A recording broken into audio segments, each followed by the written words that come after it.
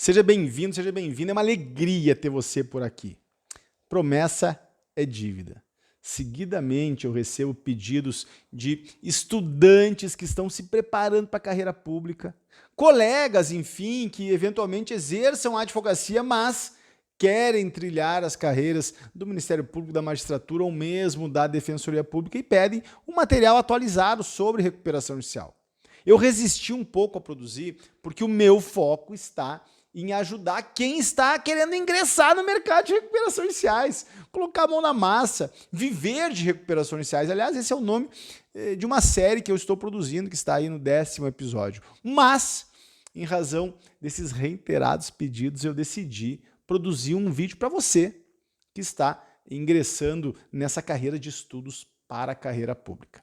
Tá bem? Então, assim, 10 pontos fundamentais que você deve compreender para, enfim, se dar bem numa prova desse nível, numa prova desse gabarito. A Lei 11.101, ela não é simples. Você não consegue compreender o regime de recuperação judicial, o procedimento a partir do estudo específico da Lei 11.101. Ela parece, para quem não a conhece, muito picada. E você não vai extrair dela em um primeiro olhar a lógica da recuperação judicial. Por isso, esses 10 pontos. Então, eu busquei construir o suprassumo do que você precisa saber para participar de uma prova de ingresso, seja na magistratura, seja no Ministério Público, seja mesmo da Defensoria ou outras carreiras públicas que você tenha em vista. Tá bem? Também resolvi produzir esse vídeo porque eu sei que tem poucos materiais atualizados a respeito. Esses 10 pontos são atualizados a partir da reforma da Lei 11.101 pela Lei 14.112 em 2020. Então, vamos lá. Quem é o Marcelo Andreatta? Eu sou advogado, professor universitário, licenciado, criador desse canal que divide com você conteúdos importantes de direito empresarial, sobretudo do tema recuperação judicial. E nós vamos aqui discutir 10 tópicos que você precisa saber quando for enfrentar a sua prova. Então, talvez você esteja a caminho da prova, talvez você esteja a meses da prova, mas enfim, eu quero condensar esses conteúdos porque eu sei que podem lhe ajudar demais, tá bom? O primeiro ponto, vamos lá, o primeiro ponto, não vamos nos estender muito, vamos fazer uma conversa rápida aqui, o rol de legitimados. Se você visitar o artigo 1º, rol de legitimados empresário, sociedade empresária, produtor rural. Esse, aliás, terceiro produtor rural foi incluído pela reforma em 2020 e nós temos também, ao mesmo tempo dessa reforma, o rol de legitimados, a inclusão da SAF, Sociedade Anônima de Futebol. Este é o rol de legitimados para ingresso e recuperação judicial. E dizendo isso, eu quero chamar a sua atenção que do ponto de vista jurisprudencial também já se entende que as associações podem ingressar com pedido de recuperação judicial. Marcelo, me dá exemplos. Eu vou lhe dar 2. Universidade Cândido Mendes, UBRA. As duas universidades, uma no Rio Grande do Sul, outra no Rio de Janeiro, que tiveram deferido seu pedido de recuperação judicial e que levaram o Poder Judiciário a enfrentar esse tema. Então, do ponto de vista legal, já mencionei, do ponto de vista da jurisprudência, associações podem se socorrer no remédio recuperação judicial. Aqui também poderia mencionar alguns hospitais. Mas feito a descrição dos legitimados, eu chamo a sua atenção para quem está excluído, para quem não faz parte, para quem está proibido de ingressar com recuperação judicial.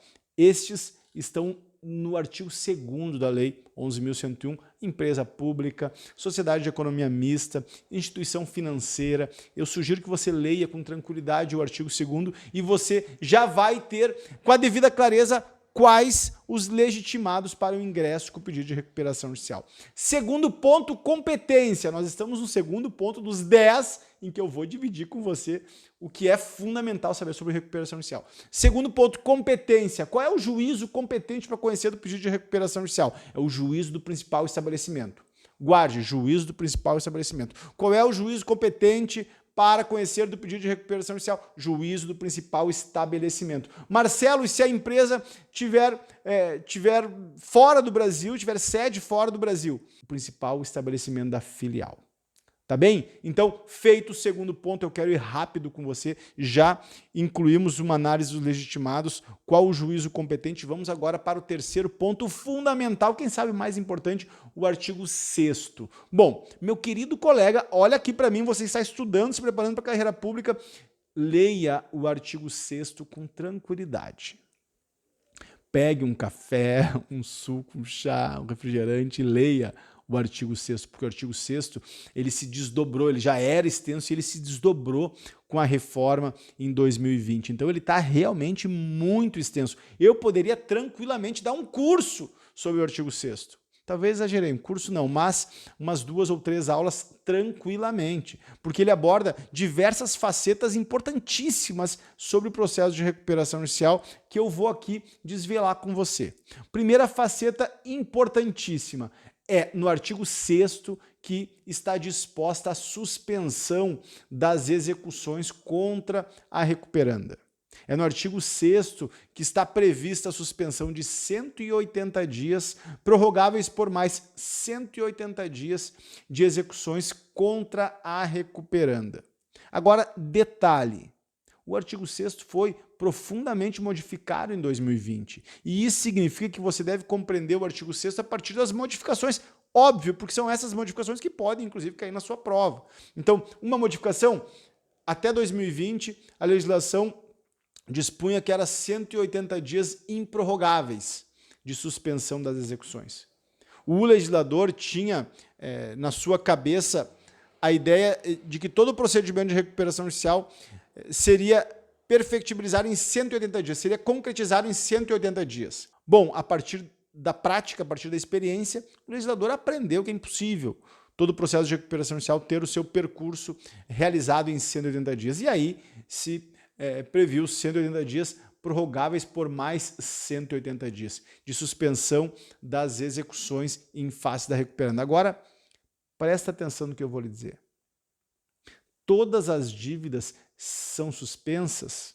Se você lê com atenção o artigo 6º, se você precisa fazer isso para a sua prova, você vai ver que apenas as dívidas relativas aos créditos que se submetem ao plano de recuperação judicial. E agora nós estamos separando as crianças dos adultos. Agora você começa a compreender com profundidade o processo de recuperação judicial. O que eu estou querendo dizer é que há créditos que se submetem ao plano de recuperação judicial e créditos que não se submetem ao plano de recuperação judicial. E eu orientei você a fazer a leitura do artigo 6º. Agora eu vou prosseguir dizendo, faça a leitura do artigo 49. Marcelo, por que a leitura do artigo 49? Porque é no artigo 49 que você vai conhecer os créditos que se submetem ao plano de recuperação judicial e os créditos que são, por assim dizer, excluídos do processo de recuperação judicial. Então, você está lendo o artigo 6º, lendo com tranquilidade, não pausou essa aula, vai assistir comigo até o final e depois vai ler o artigo 6º, anotou no caderno, ler o artigo 6º e continua comigo. Anote ao lado, ler o artigo 49, porque no artigo 49 estão dispostas os créditos, né, que estão excluídos do regime de recuperação judicial. Leia especialmente o parágrafo 3º e o parágrafo 4º. Marcelo, o parágrafo 3º e o parágrafo 4º caem em provas? Olha, eu suponho que eles despencam. Eu acredito que eles se multiplicam em uma prova para a carreira da magistratura, por exemplo. Por quê? Porque são os grandes temas enfrentados no dia a dia forense. Quais são os créditos que se submetem, quais são os créditos que não se submetem ao processo de recuperação judicial. Mas nós estamos apenas visitando, nos aproximando do artigo 6º, no terceiro ponto que eu queria compartilhar com você. Olha só, o artigo 6º, inciso 3º. Durante os 180 dias mais 180 dias, que a doutrina vai chamar de stay period.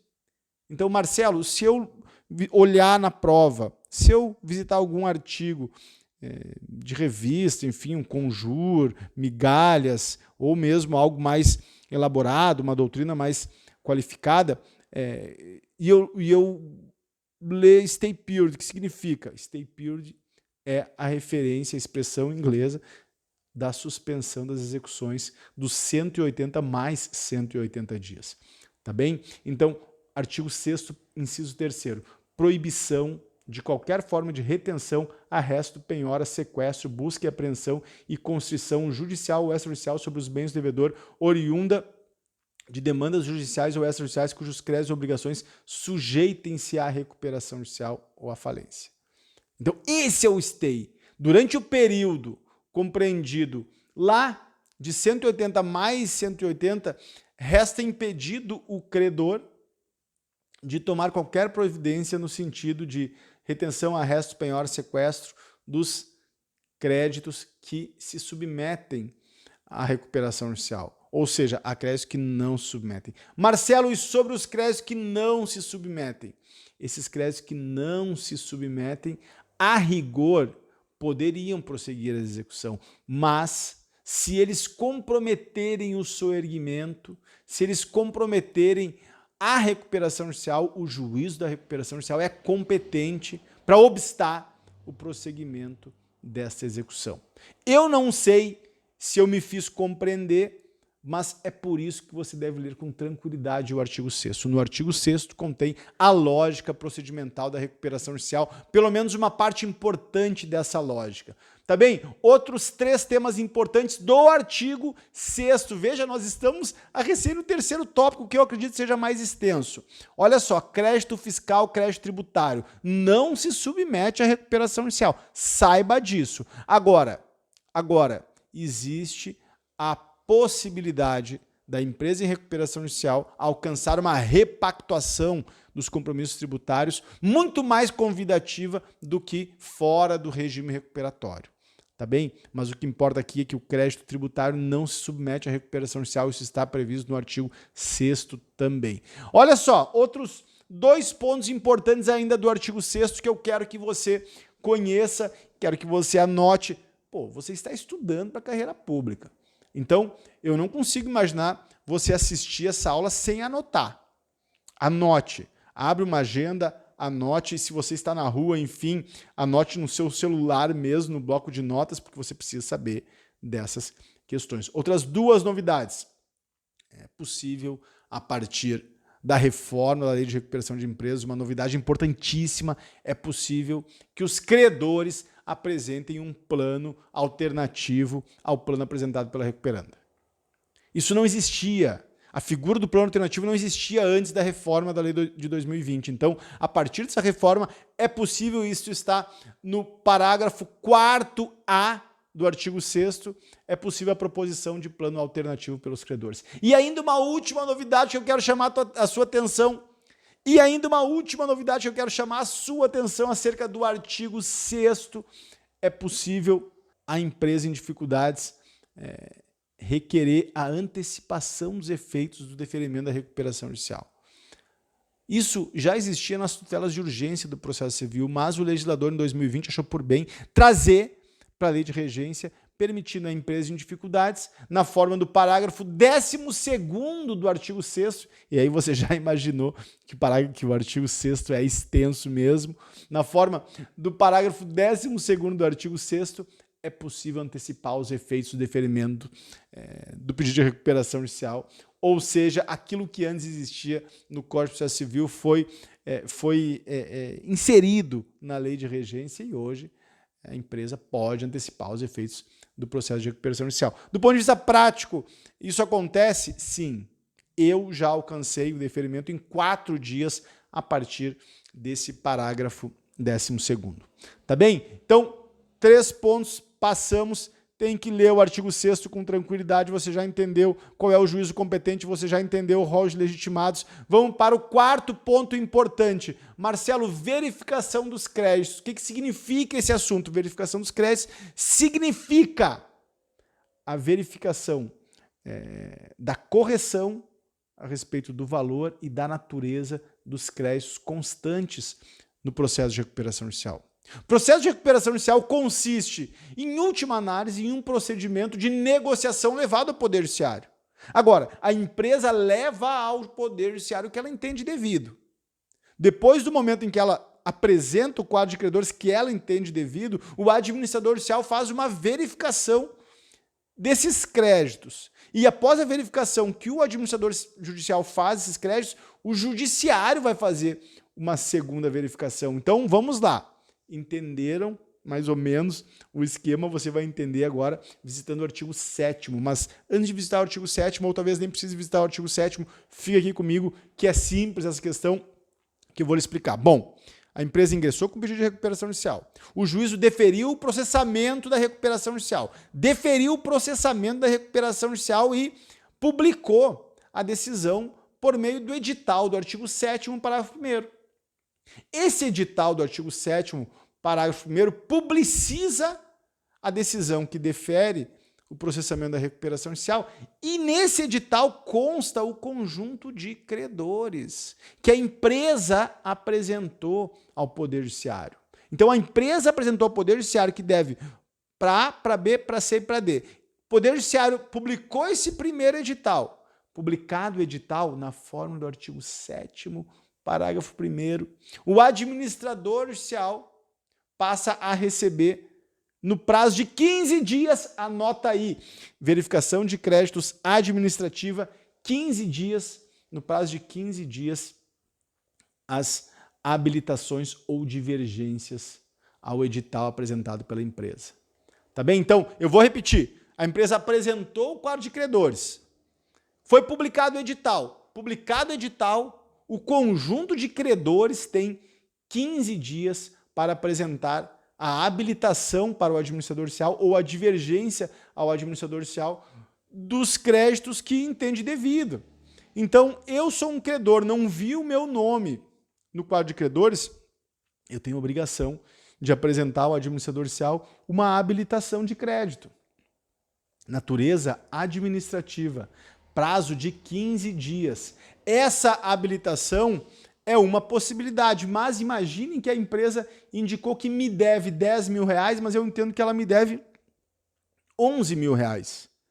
Aí, nesse caso, eu não tenho que habilitar o meu crédito, porque meu nome já está lá, o valor já está lá. Eu tenho apenas que apresentar ao administrador uma divergência com relação ao valor do crédito. Então, no prazo de 15 dias, eu posso apresentar uma habilitação ou uma divergência sobre o valor devido ou sobre a natureza do crédito. Por exemplo, a empresa arrolou o meu crédito na classe 3, credores quirografários, mas eu sou trabalhista. Eu posso apresentar uma divergência com o administrador judicial pedindo para o administrador judicial alterar a natureza do meu crédito, classificando-o como credor trabalhista. Tá bem? Prazo de 15 dias. Marcelo, é prazo que se conta, claro, em dias úteis? Claro que não! A lei de regência, a lei 11.101, prevê todos os prazos nela contidos em dias corridos. E você deve saber disso. Isso está lá no artigo 189, parágrafo 1º, inciso 1º. Então, por favor, todos os prazos da lei 11.101 em dias corridos. 15 dias para você apresentar ao administrador suas habilitações, suas divergências. Já entendeu isso, né? Depois, o administrador judicial terá 45 dias para confeccionar o seu quadro de credores, a partir da verificação da contabilidade da empresa, a partir da verificação das habilitações e divergências, e esse quadro será apresentado, portanto, 60 dias após aquele primeiro prazo. Apresentou-se o quadro de credores do administrador judicial, a empresa, melhor dizendo, o conjunto de credores, a empresa também terá o prazo de 10 dias para a impugnação judicial desse quadro de credores.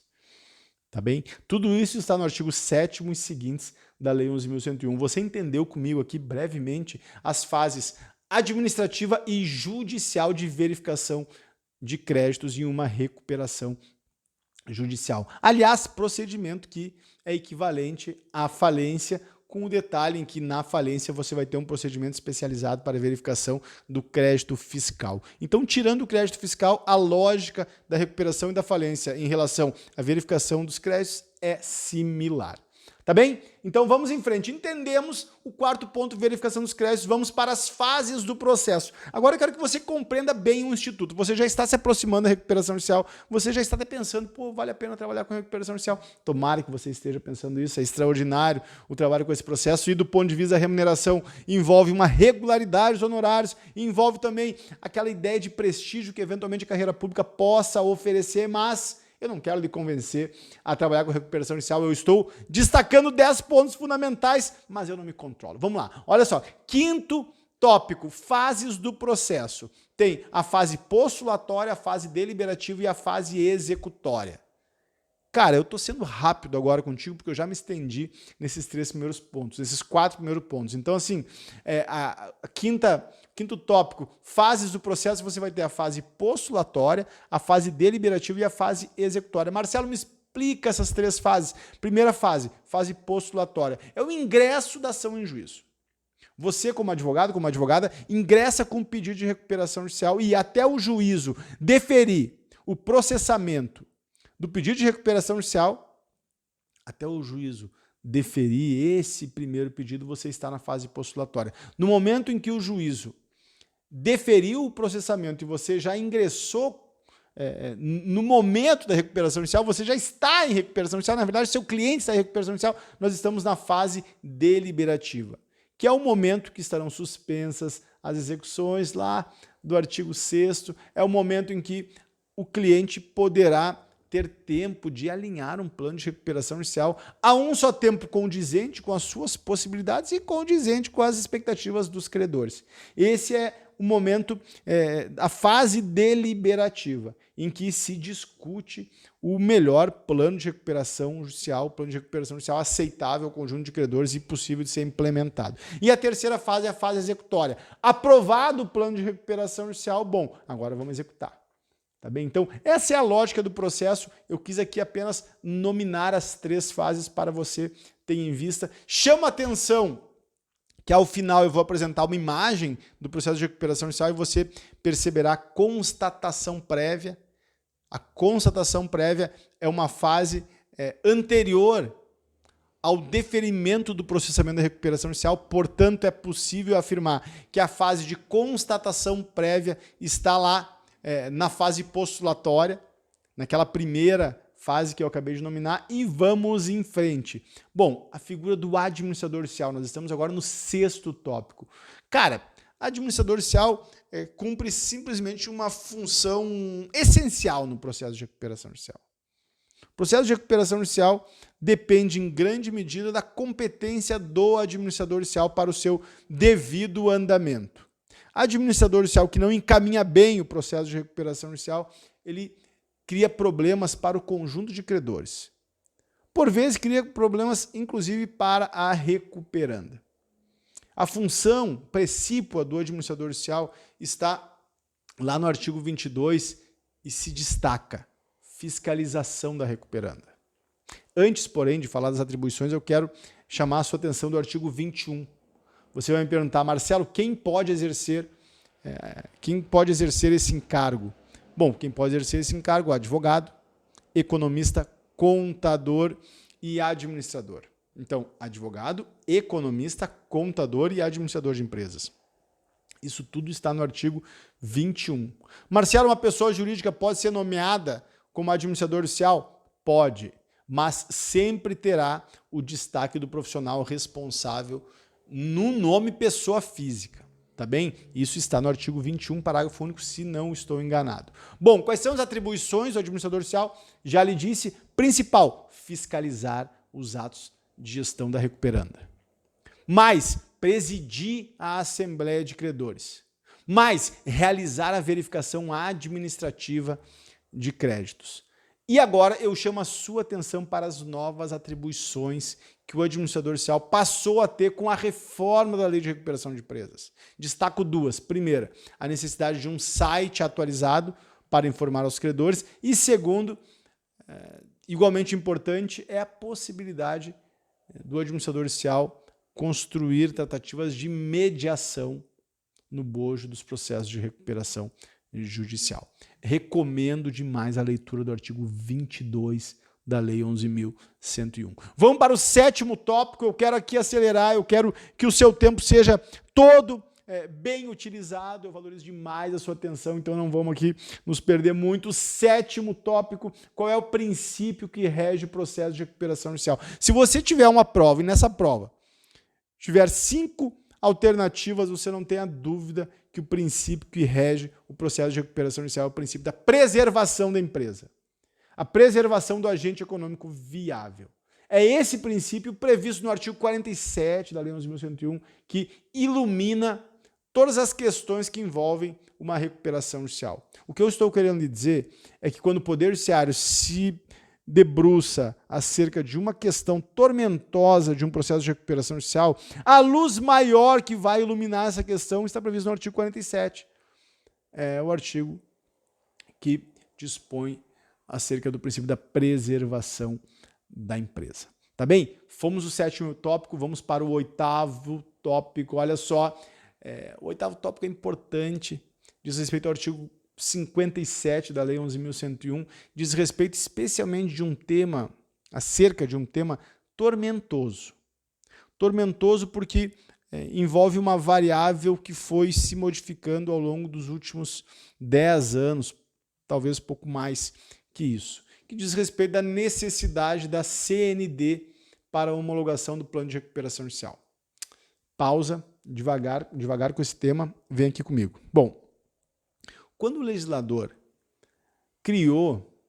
instituiu a Lei 11.101, quando foi sancionada a Lei 11.101, eu estou me referindo a 2005, já havia previsão do artigo 57 que exigia, para fins de homologação do plano de recuperação judicial aprovado pelos credores, exigia as CNDs, certidões negativas de débitos fiscais da União, do Estado e do município. Vamos entender na prática aqui. Aconteceu o seguinte: a empresa ingressava com o pedido de recuperação judicial, aprovava o plano de recuperação judicial e quando levava esse plano para o juízo homologar, ou seja, plano aprovado pelos credores, juiz homologa o plano, havia a necessidade da empresa juntar aos autos as CNDs. Ou seja, a empresa não poderia ter passivo tributário descoberto na União, no Estado e no município. Acontece que em 2005, com a vigência já da Lei 11.101, não havia um parcelamento tributário razoável a empresa em recuperação judicial. E o artigo 68, se eu não estou enganado, é o artigo 68, tem que fazer uma boa verificação, mas o artigo 68 dispunha que deveria existir um parcelamento mais convidativo, um parcelamento especial à empresa em recuperação judicial. E o legislador não produziu essa legislação. Ou seja, o vácuo normativo fez com que as empresas não tivessem possibilidade de repactuar o passivo tributário, e isso significou que, levado ao limite, nenhum plano de recuperação judicial seria homologado, porque a empresa aprovaria os planos, mas não teriam as CNDs. Compreendeu isso? Em razão desse cenário de omissão legislativa, o Poder Judiciário, desde 2006, 2007, veio a desconsiderar, melhor dizendo, o artigo 57 para fins de homologar o plano de recuperação judicial. E em 2006, 2007, 2008, 2009, 2010 e seguintes, até 2014, o Poder Judiciário homologou planos de recuperação judicial sem as respectivas CNDs das empresas. Tá bem? Em 2014, em razão dessa omissão legislativa, o legislador criou um parcelamento. O parcelamento, se eu não estou enganado, em 84 vezes do passivo tributário federal.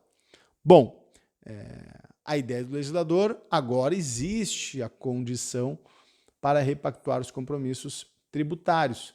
Não é possível mais se alegar um vácuo normativo como se fazia. Ocorre, meu querido colega, que nesse período, 2014, 2015, foi o período, e 2016, foi o período que eu vou chamar aqui de um boom de recuperações judiciais. A economia brasileira em 2015 e 2016 retraiu 7%. É um número inacreditável. E houve uma explosão de recuperações judiciais. Foi a crise do setor de óleo e gás, a crise decorrente da Lava Jato. Enfim, não sei se você lembra disso, mas foi quando o mercado brasileiro viu as recuperações judiciais, pelo primeiro momento, se expandirem. O processo de recuperação judicial se tornou cotidiano a partir de 2015 e 2016. E nesse período, o Poder Judiciário se viu afrontado com essa questão. Empresas com passivos tributários absurdos que, a despeito de aprovar os planos de recuperação judicial, não conseguiam homologação em razão da ausência do parcelamento tributário compatível com a sua capacidade financeira. O que o Poder Judiciário fez? Buscou o artigo 47. Olha como está legal essa aula. Buscou o artigo 47, princípio da preservação da empresa.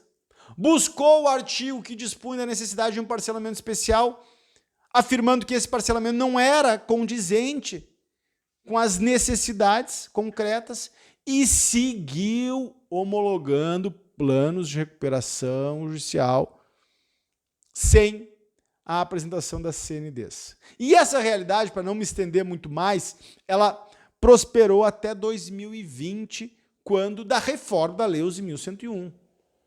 Porque nesse momento, com a Lei 14.112, se ofereceram alternativas interessantes à empresa em crise. Alternativas de parcelamento que compreendem, por exemplo, parcelamento em 120 meses. Se nós estivermos de NGME e PP, 144 meses. Com a possibilidade de utilização do prejuízo fiscal. E tudo isso para lhe dizer sobre o 8º tópico, que hoje existe um posicionamento crescente de exigência das CNDs para a homologação dos planos de recuperação judicial. Então, se você estiver fazendo um concurso em São Paulo, por exemplo, existe hoje o enunciado 19 do Tribunal de Justiça de São Paulo, que prevê a prévia apresentação das certidões negativas de débitos tributários, facultar a concessão de prazo para o cumprimento da exigência. Alguns tribunais ainda titubeiam sobre esse tema, mas essa é uma questão importante para você ter em conta quando o tema for recuperação judicial. 9º tópico, olha só, já estamos no final e todos os tópicos você percebeu absolutamente fundamentais. Consolidação processual e consolidação substancial. Visite o artigo 69G e seguintes que você vai entender o que eu quero lhe dizer. Mas eu vou resumir aqui. Até a reforma da lei em 2020, grupo econômico que fizesse o requerimento de recuperação judicial não tinha positivado a forma que esse procedimento seria adotado. Alguns juízes entendiam que esse grupo econômico deveria apresentar planos de recuperação judicial distintos. Outros juízes entendiam que, em razão da existência de grupo econômico, apenas um plano de recuperação judicial se fazia pertinente.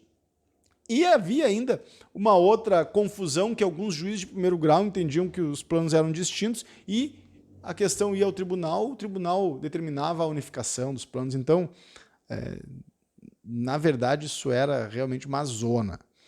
Bom, com o artigo 69G, que dispôs sobre a consolidação processual e a consolidação substancial, esse tema foi, de uma vez por todas, resolvido.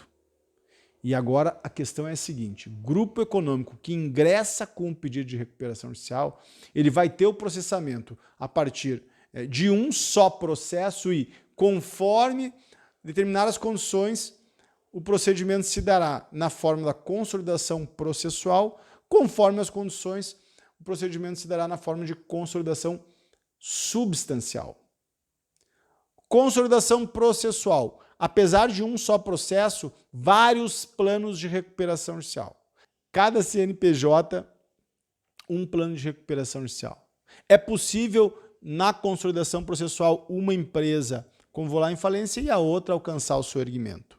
Por quê? Porque separados os quadros de credores, separados os planos, separadas as questões que envolvem cada uma das empresas e, para fins de economia processual, apenas um processo. Por isso, consolidação processual. De outro lado, consolidação substancial. Apenas um plano de recuperação judicial. Apenas uma assembleia e o caso particular de um grupo econômico cujas empresas se entrelaçam em garantias cruzadas e com a mesma finalidade. Meu querido colega, eu não vou me estender dando aula de consolidação processual e consolidação substancial, porque não é essa a ideia. Eu vou apenas lhe orientar. Visite o artigo 69G e seguintes, que você verá com clareza o que significa um e o que significa outro. Importa sublinhar que esse é um tema quentíssimo e absolutamente recente que você precisa conhecer. E vamos para o 10º tema, que eu vou abrir uma imagem com todos os prazos essenciais que você deve ter em vista. Olha só, veja essa imagem.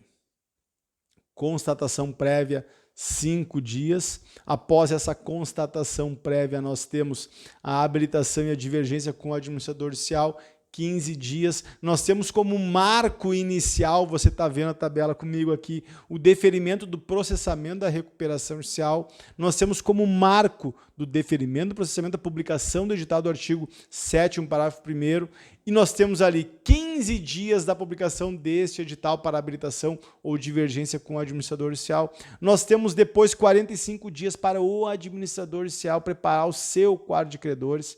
E depois desse prazo nós vamos ter o edital do administrador judicial. Importante que você saiba que após o deferimento do processamento da recuperação judicial, a empresa tem 60 dias corridos para juntar o plano de recuperação judicial aos autos, sob pena de convolução e falência. Então esse prazo, pelo amor de Deus, é gravíssimo.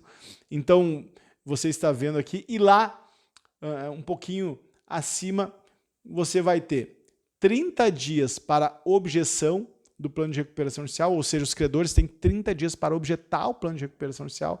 Você tem 10 dias para impugnar o edital do administrador judicial, ou seja, a fase de impugnação judicial dos créditos se inicia com a publicação do edital do administrador judicial. E nós temos acima, para ter uma noção panorâmica de todo o processo, nós temos após o deferimento do processamento da recuperação judicial, nós temos 150 dias para apreciação do plano de recuperação judicial, isso na forma da lei, e nós temos o stay period de 180 mais 180 dias. Bom, esse é um quadro, essa é uma imagem panorâmica, singela do processo de recuperação judicial. Se você olhar com carinho e visitar os pontos que eu indiquei nesse vídeo, eu acredito que você estará em outro patamar para enfrentar uma prova que envolva o processo de recuperação judicial. Eu espero ter lhe ajudado. Se eu lhe ajudei, escreva abaixo, me envie uma mensagem. Se eu lhe ajudei, inscreva-se nesse vídeo. E se eventualmente você quiser começar a trabalhar com recuperação judicial, vai ser um imenso prazer